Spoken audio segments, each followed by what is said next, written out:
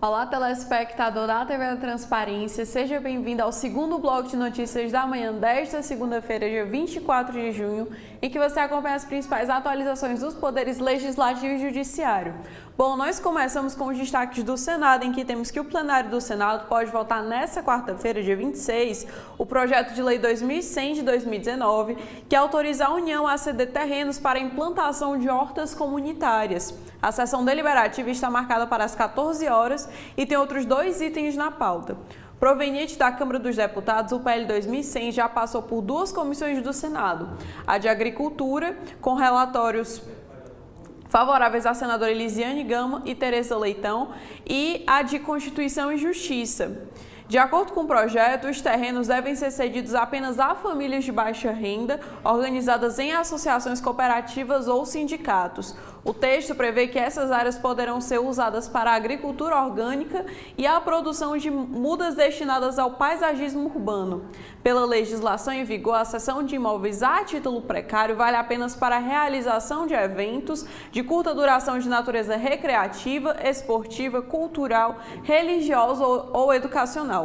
Outro destaque é que a Comissão de Educação analisa nesta terça-feira, amanhã, às 10 horas, projeto de lei que cria a Política Nacional de Promoção da Cultura de Paz nas escolas, a ser implementada em regime de colaboração entre os entes federados.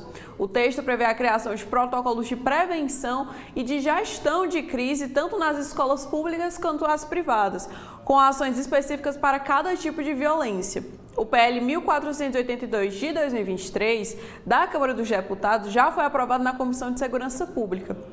Na Comissão de Educação, recebeu parecer favorável do relator da matéria, o senador Flávio Arnes, do PSB, que preside o colegiado. A política tem como diretriz o estímulo à criação de espaços de convivência e diálogo nas escolas para a promoção de cultura de paz e a capacitação de profissionais da educação em práticas pedagógicas direcionadas à prevenção da violência.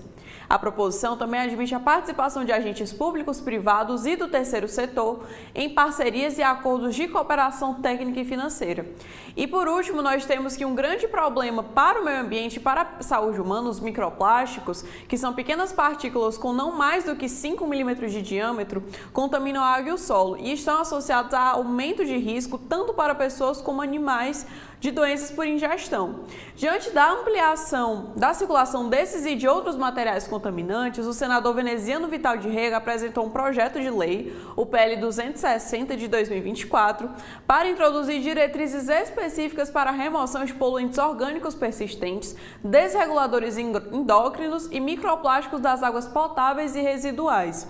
O projeto prevê alterações do Marco Legal do Saneamento Básico, que é a Lei 11.445 de 2007, para determinar que sejam definidas metas progressivas para a implementação de sistemas de tratamento destinados à remoção destes poluentes. Na justificativa dessa proposta, a veneziana argumenta que essas metas refletem a necessidade da evolução contínua dos serviços de saneamento básico, promovendo a efetiva descontaminação das águas potáveis e residuais. Recentemente, pesquisa publicada no New England apontou que 60% de 257 pessoas avaliadas apresentavam microplásticos em artérias importantes, o que aumentaria em 4,5 vezes a chance de sofrerem derrame, ataque cardíaco e outros problemas. Além de seres humanos, esses materiais contaminam os animais. Há muito a notória, a inadequada e quantidade desses poluentes em oceanos e rios. São esses os destaques do Senado. E Lorena, o que nós temos na Câmara dos Deputados? Olá, Annalise, olá, telespectador do nosso segundo bloco de notícias. Bom, sobre a Câmara, nós temos que a Comissão de Defesa dos Direitos da Mulher promove nesta segunda-feira, dia 24, a audiência pública sobre ações para combater casos de importunação sexual e violação de privacidade. O debate atende a pedido da deputada Daiane Bittencourt, do União, e será realizado no plenário 6, às 2h30 da tarde. Na audiência serão discutidos dois projetos de lei de autoria da parlamentar. O primeiro é o PL 348 de 2024, que impede a realização de acordo de não persecução penal nos casos de crimes contra a dignidade sexual praticados contra a mulher e aumenta a pena mínima da importunação sexual de 1 para 2 anos de reclusão. O Acordo de Não Persecução Penal, ANPP, é um ajuste jurídico pré-processual fechado entre o Ministério Público e o investigado, acompanhado por seu defensor. Nele, as partes negociam cláusulas a serem cumpridas pelo acusado, que ao final é favorecido pela extinção da pena. Daiane Bittencourt afirma, abre aspas, é importante ressaltar que o ANPP é uma medida de caráter consensual e é questionável se sua aplicação seria verdadeiramente consentida pela vítima em casos de crimes sexuais, fecha aspas. E o segundo projeto é o PL 4.924 de 2023, que altera o Código Penal para criar o crime de violação virtual de domicílio, punível com reclusão de 2 a 5 anos e multa.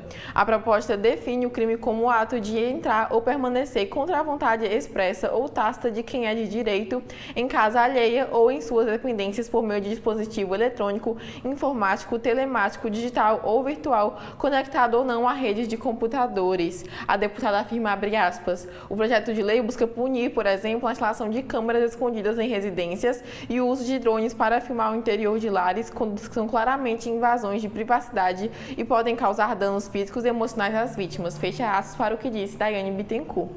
Outra atualização sobre a Câmara é que o grupo de trabalho da Câmara dos Deputados, que analisa a proposta de regulamentação da reforma tributária, promove nova audiência pública também nesta segunda-feira, desta vez sobre o imposto seletivo.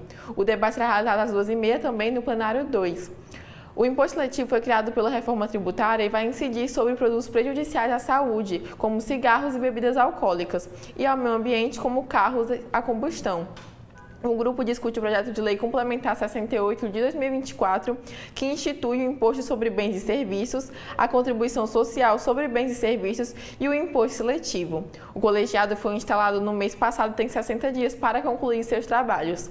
Integram esse grupo os deputados Cláudio Cajado, do PP, Reginaldo Lopes, do PT, Hildo Rocha, do MDB, Joaquim Passarinho, do PL, Augusto Coutinho, do Republicanos, Moisés Rodrigues, do União e Luiz Gastão, do PSD. E por fim, sobre a Câmara, nós temos também que a Comissão de Indústria, Comércio e Serviços promove amanhã, terça-feira, dia 25, uma audiência pública sobre a regulamentação da venda de álcool 70%. A reunião será realizada no plenário 5 às 16 horas. O debate atende a pedido do deputado Luiz Carlos Gomes, do Republicanos, e ele lembra que a comercialização de álcool 70% foi temporariamente autorizada pela Agência Nacional de Vigilância Sanitária, a Anvisa, durante a pandemia de Covid-19. Em abril de 2024, a venda voltou a ser proibida. Ele afirma, abre aspas, a falta de uma regulamentação clara para o tema representa um risco para a saúde pública, bem como um impacto negativo para a economia brasileira, fecha aspas. Luiz Carlos Gomes acrescenta que comerciantes e a população em geral enfrentam incertezas devido à falta de diretrizes específicas, além de ficarem sujeitos à venda de produtos inadequados ou falsificados. Isso é o que nós temos hoje sobre a Câmara, Analice, o que a gente tem sobre o STF. Bom, Lorena, de destaque no STF, nós temos uma matéria para o portal Consultor Jurídico feita por José Ígidio. Um pedido de destaque do ministro Flávio Dino interrompeu na última sexta-feira, dia 21, um julgamento de repercussão geral no qual o plenário do STF discute a validade da multa de 150% aplicada pela Receita Federal em casos de sonegação, fraude ou conluio. Com isso, a análise do caso será reiniciada em sessão presencial, ainda que sem data marcada. Antes do pedido de destaque, o julgamento era virtual, com término previsto para a próxima sexta-feira, dia 28 de junho. Até então, apenas 2 ministros haviam se manifestado.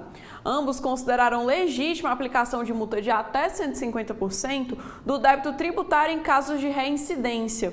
O recurso em questão contesta uma multa de 150% aplicado com base na antiga redação do inciso 2 do artigo 44 da Lei 9.430 de 1996, que previa tal sanção nos lançamentos de ofício em casos de sonegação, fraude ou conluio. No último ano, essa lei foi alterada. Na redação atual, a multa para tais casos é de 100% do débito tributário. Se houver reincidência, a taxa sobe para 150%. No caso concreto, a Receita multou um posto de combustível em 150% por entender que o estabelecimento fazia parte de um grupo econômico, mas se separava das demais empresas com o intuito de não pagar impostos. O Tribunal Regional Federal da 4ª Região validou a multa. Em recurso extraordinário, o posto alegou que o percentual tinha caráter confiscatório e argumentou que o inciso 4º do artigo 150 da Constituição proíbe o uso de tributo com efeitos de confisco.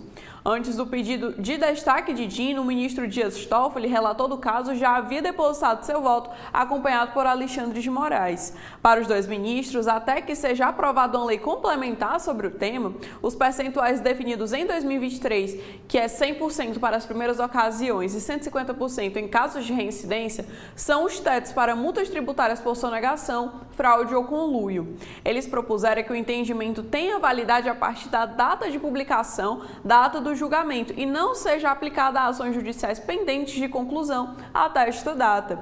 Além disso, sugeriram que os entes federados ainda tenham competência para criar regras diferentes, desde que mais favoráveis ao contribuinte. No voto, Toffoli considerou que a gravidade das condutas justifica o percentual elevado da multa proporcional ao ilícito cometido. De acordo com ele, não é justo penalizar no mesmo patamar um contribuinte que deixa de pagar ou de declarar um tributo sem intenção e outro contribuinte que sonega, frauda ou age em conluio. Neste último caso, a punição deve ser mais severa. Para o relator, o percentual de 150% é razoável, porque reprime tais condutas. O magistrado ainda destacou que a ideia de confisco envolve atingir uma parcela significativa do patrimônio ou da renda do contribuinte capaz de ameaçar sua sobrevivência. Em casos de sonegação, fraude ou conluio, há enriquecimento ilícito. Por isso, é difícil diferenciar a riqueza lícita da ilícita e, consequentemente, saber se a multa ultrapassa as possibilidades do contribuinte. Toffoli ainda ressaltou a necessidade de gradação da multa até o teto de 150%, levando-se em conta a individualização da conduta do agente. No caso concreto, como o Tribunal Regional 4 não mencionou reincidência do posto, o ministro considerou necessário reduzir a multa para 100% do débito tributário. Esse foi o destaque que nós tivemos no Supremo. E, Lorena, o que é que nós temos na Justiça Eleitoral? Bom, Annalise, sobre a Justiça Eleitoral, nós temos uma matéria por Rafael Moraes Moura para a coluna de Malu Gaspar, que diz que União Brasil acionou o Tribunal Superior Eleitoral para tentar caçar o deputado federal Chiquinho Brazão, mas o pedido não tem nada a ver com a acusação da Polícia Federal de que o deputado seria um dos mandantes da morte da vereadora carioca Marielle Franco. O antigo partido de Brazão, que o expulsou em março passado, depois de relatório da PF que o acusa do crime, quer que ele perca o mandato por infidelidade partidária. No pedido, o partido alega que a continuidade de Chiquinho no cargo de deputado poderia prejudicar a confiança pública no sistema político, que depende de figuras públicas que não apenas professam na prática. Porém, o pedido visa recuperar a vaga do deputado para o partido. Isso porque, se Chiquinho perder o mandato, quem assume é o primeiro suplente, que é do União Brasil, Ricardo Abrão, sobrinho do bicheiro Anísio Abrão David e ex-secretário especial de Ação Comunitária da Prefeitura do Rio.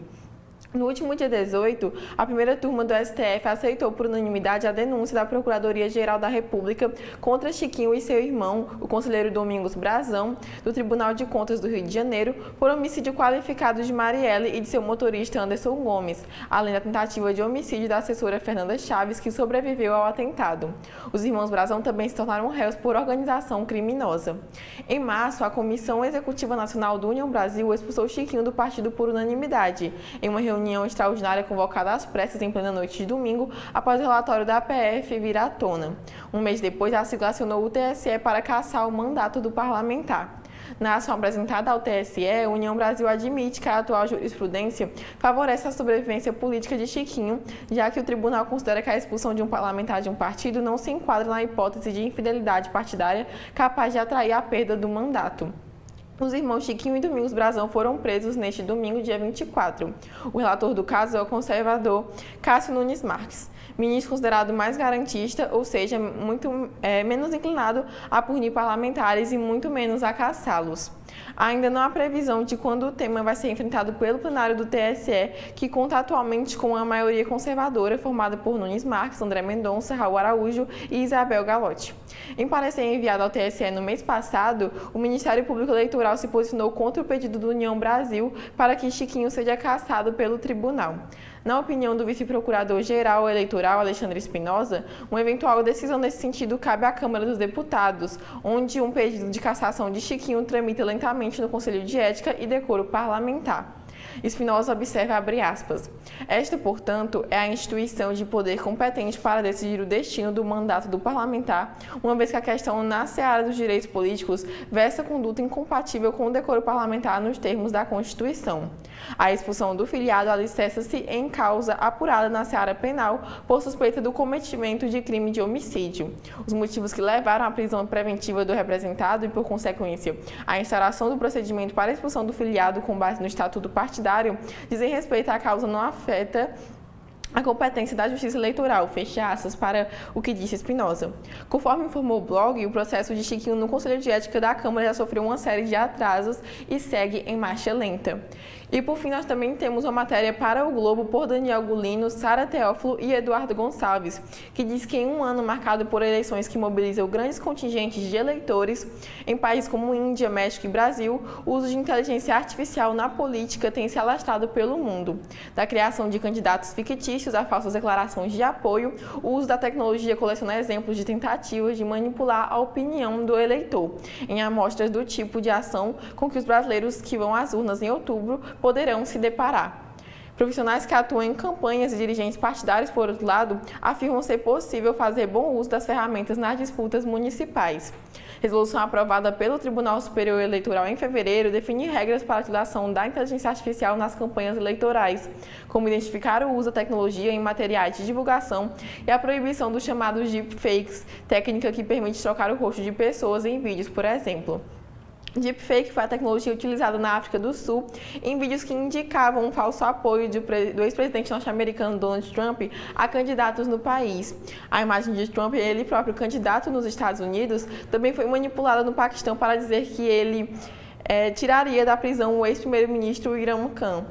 O risco dessas manipulações aumenta à medida que se aproxima a eleição e diminui, portanto, o tempo para desmentir o conteúdo. Em Bangladesh, um vídeo criado com a técnica de deepfake foi usado para simular que 2 candidatos haviam desistido na disputa no dia de os eleitores irem às urnas. Situação semelhante ocorreu em Taiwan, mas para falsificar o apoio de um empresário. No Brasil, marqueteiros envolvidos em campanhas admitem utilizar a tecnologia, mas predominantemente em funções nos bastidores das campanhas.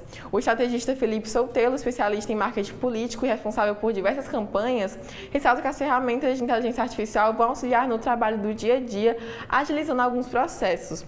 Ele afirma, abre aspas, a base de uma campanha é a estruturação do discurso dos candidatos. Então, se você armazena o conjunto das falas e discursos e estrutura isso dentro de uma pasta de inteligência artificial, ela vai te ajudar a ter coerência, pegar as recorrências, refinar e deixar esse discurso mais palatável para diferentes públicos. Essas ferramentas são colaboradoras que somam na mesa de trabalho, fecha aspas. O marqueteiro Paulo Vasconcelos, que assumiu a campanha do prefeito de Belo Horizonte, Fuad Norman, do PSD, e atua na pré-candidatura do deputado Alexandre Ramagem, do PL, a Prefeitura do Rio de Janeiro também é a favor da utilização da tecnologia, mas com parcimônia. Ele afirma, abre aspas, o eleitor busca verdade no candidato. Se o eleitor perceber que há falsidade em uma conversa, a candidatura pede energia, fecha aspas. O marqueteiro Renato Pereira, que deve atuar em campanhas de algumas capitais, ressalta que o uso do bem das ferramentas de inteligência artificial é efetivo, auxiliando no processamento de informações. Ele avalia que em algumas áreas não há vantagens, como na criação. No caso de elaborar um slogan, os resultados são ruins. No início do mês, a ministra Carmen Lúcia assumiu a presidência do TSE com um discurso contra o algoritmo do ódio. Um dos principais desafios será o de lidar com a popularização da inteligência artificial. Reservadamente, estrategistas apontam a possibilidade de diretórios de grandes partidos utilizarem a tecnologia com o objetivo de abranger cada vez mais a segmentação. Ou seja, a tecnologia deve orientar a produção de propagandas que visem atingir eleitores que moram em um bairro determinado, ganham um certo salário ou seguem uma certa religião.